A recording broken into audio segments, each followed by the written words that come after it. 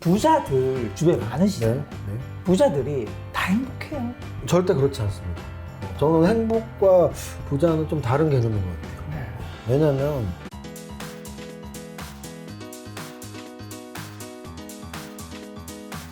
오늘 주제는 바로 슈퍼개미의 실전 투자편입니다.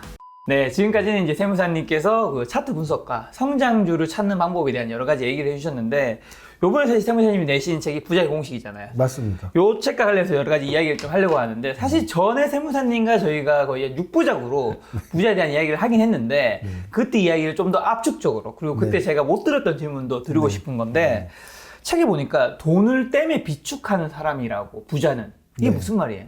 우리가 개념을 네. 부가 있는 사람이 부자니까. 네. 근데 이 부는 소득하고 이제 대비되는 개념이고요. 네. 우리 이제 주식 얘기 한참 했으니까 그렇죠. 우리 주식 투자자들이라면 재무상태표하고 네. 손익계산서랑 비교해 보면 돼요. 그럼 이제 재무상태표는 부랑 비슷한 개념이고요. 네. 손익계산서의 이익은 소득하고 비슷한 개념으로 보면 됩니다. 네.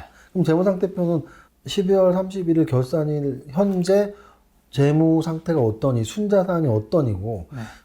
손익계산서는 1년 동안, 1월 1일부터 12월 31일까지 일정 기간 1년 동안 얼마나 벌었니의 개념이잖아요. 네. 마찬가지로 우리가 소득은 뭐 얼마 벌어서 얼마 썼니 이렇게 흘러가는 개념이에요. 네. 근데 부는 그렇지 않고 저장하고 쌓여있는 개념이거든요. 그래서 우리가 부자가 되기 위해서 부자는 내 재산을 계속 쌓아나간다는 그런 개념으로 댐에 비축을 한다는 표현을 쓴 겁니다. 근데 부자가 되면 사실 사람들은 대부분 별로 일을 하고 싶지 않을 것 같아요. 네. 저도 그렇고요. 네. 저도 언젠가 부자가 되면 일을 하고 싶지 않으니까 어떻게 보면 지금 굉장히 열심히 일을 하는 거일 수도 있잖아요. 네. 근데 세무사님을 제가 몇 번 뵈니까 뭐 농담으로 살짝 드리면 제가 별로 부자가 되고 싶은 마음이 살짝 사라져요. 너무 열심히 사셔. 유튜브 영상 엄청 열심히 찍으시지, 차트 분석 엄청 하시지. 아니, 부자가 돼도 그렇게 열심히 살아야 되는 건지. 그거는 저는 그렇게 생각해요. 네. 야, 다 때가 있는 거야 라는 말 하잖아요. 네. 때가 있는 거야.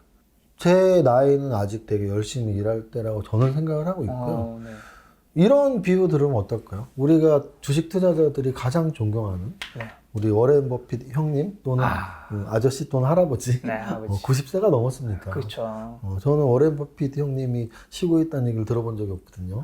그래서 이게 부자가 된다고 해서 꼭 일을 그만둬서 행복하진 않을 거 아니에요. 그래서 결국은 부자가 돼서 일을 그만둘 수는 있겠지만 뭐 그런 부자도 있겠죠. 근데 이제 저의 기준에서는 제가 일을 아주 열심히 안 하고 좀 설렁설렁했던 시기들이 좀 젊었을 때도 있었고 있었는데 기억해보면 그렇게 일 안 했을 때가 행복하진 않더라고요. 그리고 우리가 몰래 뭐 숨어서 막 우리 군대에서 초코파이 몰래 먹었던 그 초코파이 얼마나 맛있어요. 그게. 한 통 먹으라고 12개 줘봐. 먹지 않아요. 근데 하나 그 몰래 먹었던 게 맛있는 것처럼 저는 그런 휴식이나 쉬는 것도 정말 열심히 일하다가 막 일주일 어디 뭐 해외여행 갔다 오거나 정말 열심히 일했을 때 그날 밤에 술 한잔 하거나 이게 행복이지 뭐 아무 일 안 하고 365일 놀면 행복할 틈이 있을까요? 어떻게 보면 부자가 되고 난 다음에 일을 하는 거는 부자가 되기 전에 일보다 좀 다른 거는 똑같이 일을 하더라도 좀 주체성은 있겠네요. 그래도. 그래서 제가 선택할 수 있죠. 그러니까 부자가 되면 난 일 아무것도 안 할까는 아니고 부자가 되면 난 정말 뭐 해외여행도 놀러 가고 싶으면 뭐 한 달이건 일주일이고 놀러 갈 수 있어. 또 뭐 국내 여행 제주도에서도 뭐 한 달 살이 할 수 있어. 이런 자유가 있는 거지. 뭐 무조건 일을 안 해 이건 아닌 것 같아요. 자, 그러면 세무사님은 지금 경제적 자유를 이루셨잖아요. 네. 그렇죠? 그리고 그 돈만으로 봤을 때 세무사님 부자잖아요. 네. 그렇죠? 부자들은 그 내라고 해도 되나? 내가 아니 근데 제가 사실은 부자시잖아요. 100억대가 넘는 거 확실하잖아요. 제가 사실은 부자의 공식이라는 책을 썼기 때문에 아니 부자 공식 책 냈는데 부자가 아니면 맞습니다. 제가 굉장히 자랑스러운 건 진짜 부자가 부자의 공식 책 썼다라고 자랑하고 있는데 부자가 아니라고 대답하면 안 되겠죠. 그렇죠. 부자신 거죠. 부자들 주변에 많으시잖아요. 부자들이 다 행복해요. 어떤가요? 절대 그렇지 않습니다. 저는 행복과 부자는 좀 다른 개념인 것 같아요. 왜냐면 굉장히 철학적이고 어려운 내용일 수 있는데요. 우리가 돈 주고도 못 산다라는 거 굉장히 많잖아요. 너무 쉽게 생각해서 건강? 저는 돈 주고 못 산다고 봐요. 사랑? 돈 주고 못 사죠. 못 사죠. 가족 간의 화목? 못 사죠. 뭐 꿈의 실현? 이런 거 돈 주고 살 수 있는, 살 수 없는 분이 굉장히 많거든요. 저는 부자는 돈만 있는 사람이에요. 그러니까 부자가 뭐 행복해야지 부자다 아니면 뭐 부자는 뭐 인격적으로 완성돼야지 부자다 이게 아니고 네. 부자냐 아니냐는 부자는 돈이 많은 사람이에요. 그러면 돈이 많은 사람은 당연히 경제적 자유가 있어요. 돈으로 할 수 있는 건. 근데 돈으로 못하는 거에서 불행을 느끼는 사람이 얼마나 많은데요. 예를 들어 내가 100억이 있는데 내가 좋아하는 이상형의 여자의 번번이 채워서 사랑 때문에 슬퍼할 수도 있고 또는 가족이 있는 100억이 있고 가족이 있는데 가족들한테 내가 왕따 당하면서 이게 뭐 가족이야? 뭐 이럴 수도 있고 또는 내가 100억이 있는데 정말 너무나 건강이 안 좋아서 뭐 시한부 선고를 받았던 건 최악의 경우에 그럼 전혀 행복하지 않을 수 있잖아요. 그래서 결국은 행복이라는 건 돈으로 행복을 살 수 없는 건 사람들이 행복한 이유가 여러 가지가 있거든요.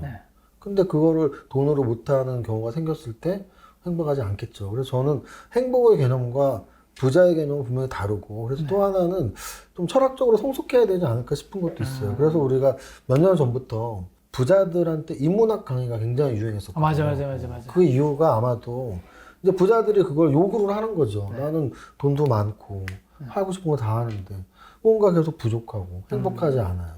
운동해봤는데 운동으로도 해결이 안 돼?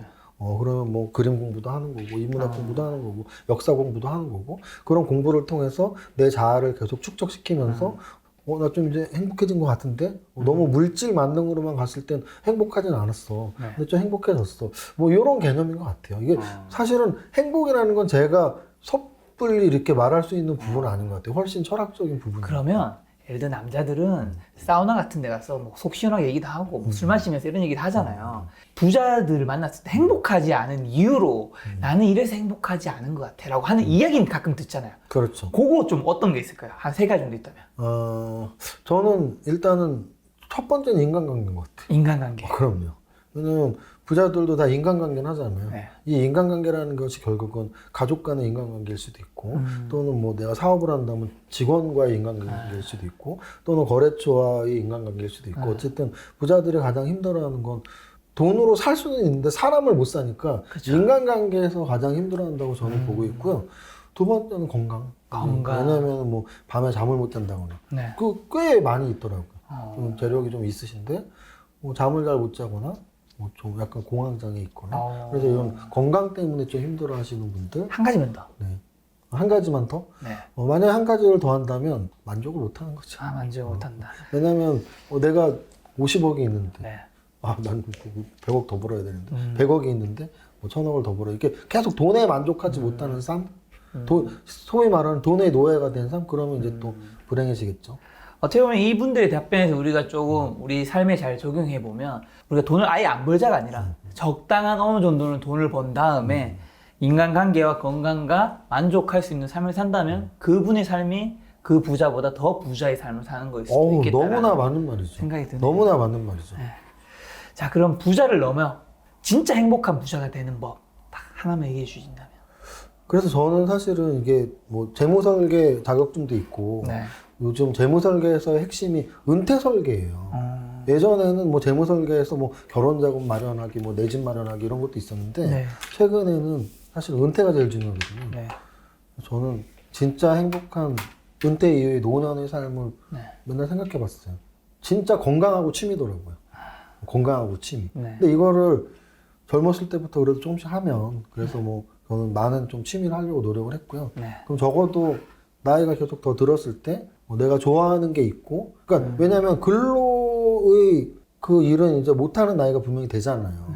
적어도 뭐 65, 70 넘었을 때는 그랬을 때 그래도 돈을 벌기 위한 근로는 아니지만 내가 좋아하는 취미 활동을 할 수 있다는 거 저는 그게 좀 행복한 삶에서 굉장히 중요한 것 같아요. 왜냐하면 뭔가 내가 좋아하는 걸 할 때 행복하거든요.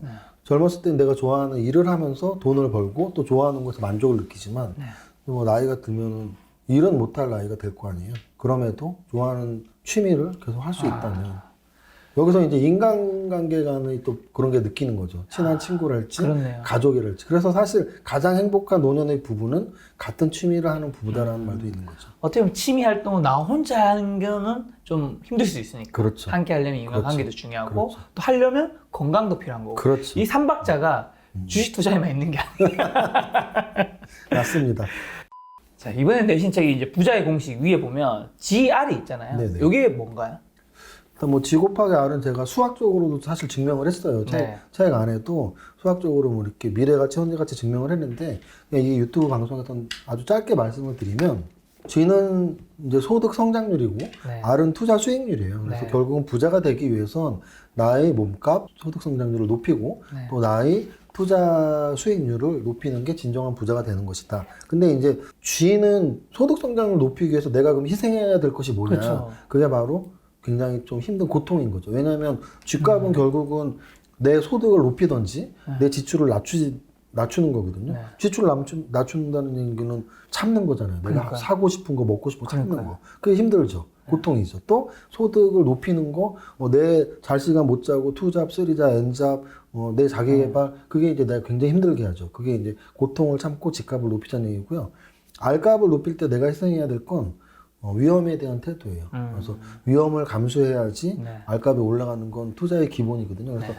나는 정말 위험한 거 싫어. 아, 그럼 은행에 돈 넣어놔야 되는데 은행에 돈 넣어놓는 건 요즘엔 거의 금고 기능밖에 못하기 때문에 그렇죠. 위험을 좀 감수하고 위험을 감수하면 투자가 행복해집니다. 왜? 투자하는 분들이 가장 불행할 때가 언제냐면 원금 까먹었을 때거든요. 근데 투자는 원래 원금을 까먹을 수도 있어요.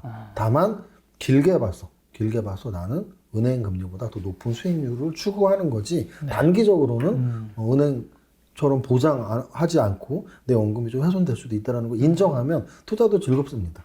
어떻게 보면 GR이 이제 하나가 G가 소득인 거고 네. R이 어쨌든 투자인 건데 네, 맞습니다. 투자는 어쨌든 이 G로서 만들어진 시드머니를 가지고 하는 거잖아요. 너무나 당연한 말이에요. 어떻게 보면 G가 너무 원천 가장 중요한 거일 수도 있는 건데 너무나 당연한 말이에요. 어쨌든 이 원천을 높이기 위해서는 N잡을 하든 자기 연봉을 높이든 네. 고통을 자기가 어디까지 감내할 것인지 네. 스스로 각오해야 되는 그렇죠. 거 같고 근데 이 G를 높일 때 사실 지출을 줄여야 되잖아요. 네. 좀 지출을 줄이는 뭐 방법도 있다고 책에 있던데.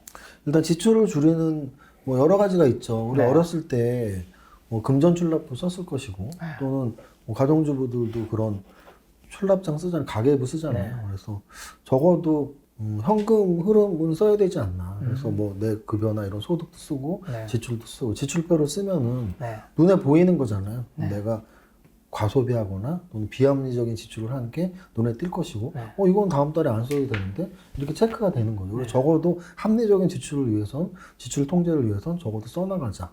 그게 가장 중요한 지출 통제 수단인 것 같고요. 또 하나는 우리가 지출을 저런 거예요. 내 월급을 받고 거기서 이제 지출을 하는데 지출하고 남는 게 하나도 없다고 늘 말해요. 근데 남겨놓고 쓰면 되죠. 그래서 사실은 남은 걸 저축할 것이냐, 남은 걸 투자할 것이냐, 아니면 투자를 할 걸 빼고 쓸 것이냐 해서 저는 너무나 당연히 적어도 뭐 10분의 1에서 네. 뭐 한 8분의 1 정도는 일단 빼자. 빼고 뭐 쓰고서 또 남으면 좋지만 네. 적어도 나는 월급에서 하나도 안 남던데 일단 빼는 게 사실 지출 통제에서 핵심이 아닌가 생각합니다.